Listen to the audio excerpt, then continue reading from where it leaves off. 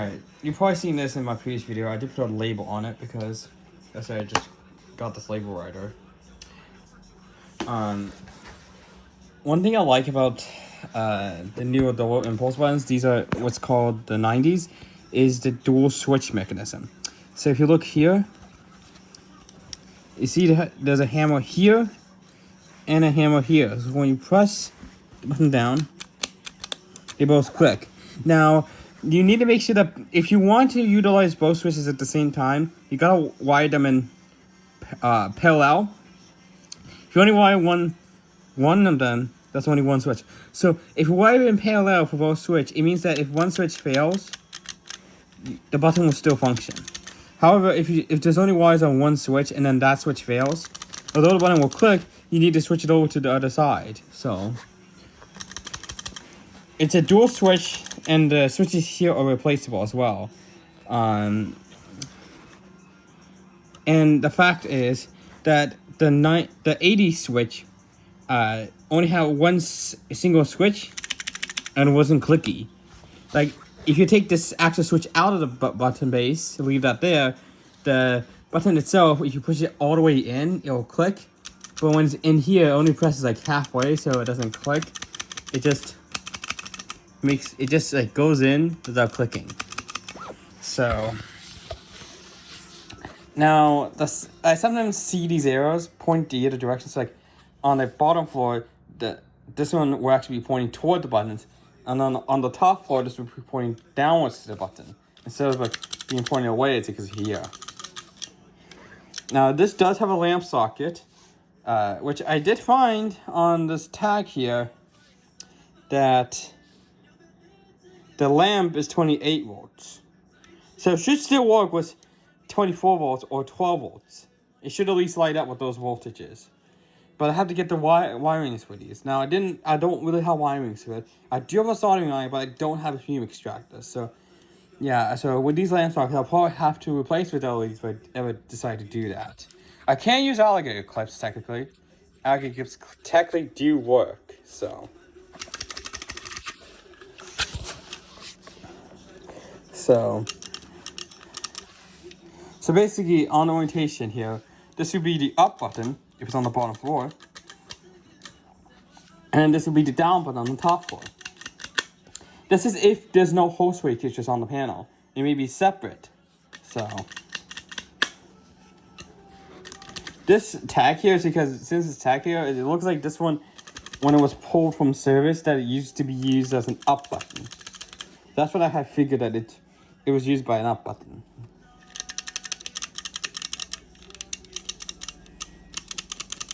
So this is basically like the same impulse base that DC Duty has, except the micro switches are black, not this white-blue color.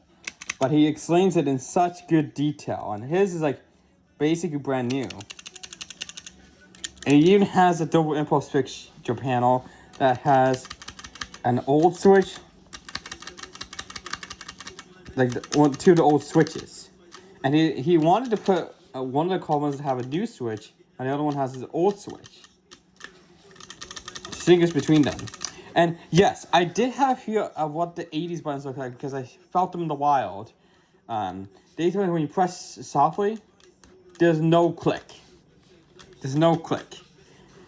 And then if you press the button and you hear that, and the elevator is an 80s door from the blue door buttons, that's a signal that the button's been replaced. So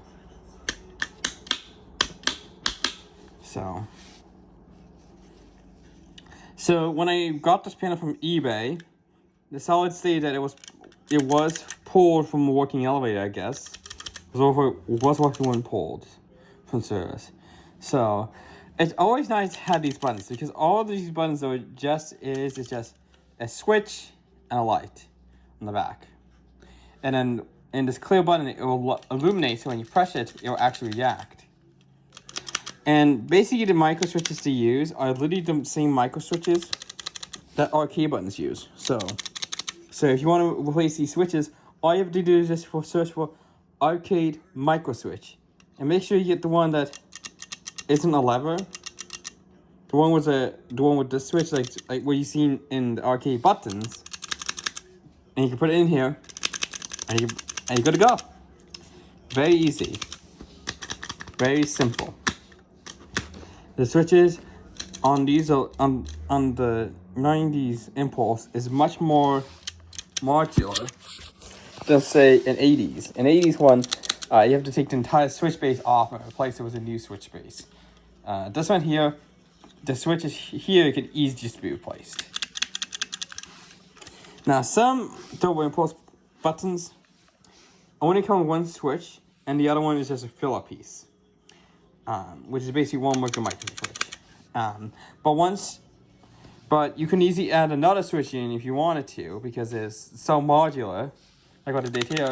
I did throw the other button base away because the gasket was broken. This is gasket from my other button, and that since I pulled the switch from the other one, I decided not to get a new switch. Plus, that one there was kind of falling apart. So it is going to be with this, and it's much better reconditioning basically. So I'm gonna back. You can see the switch.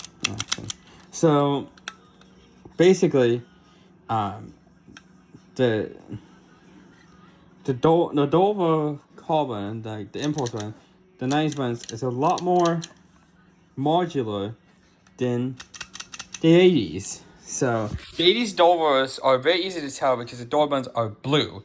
The 90s one has black door buttons. That's how you can easily tell. I know the elevator in Berkeley Private Library, that is 90s Dover because it's got black door buttons, not blue door buttons like you normally see on 80s Dover.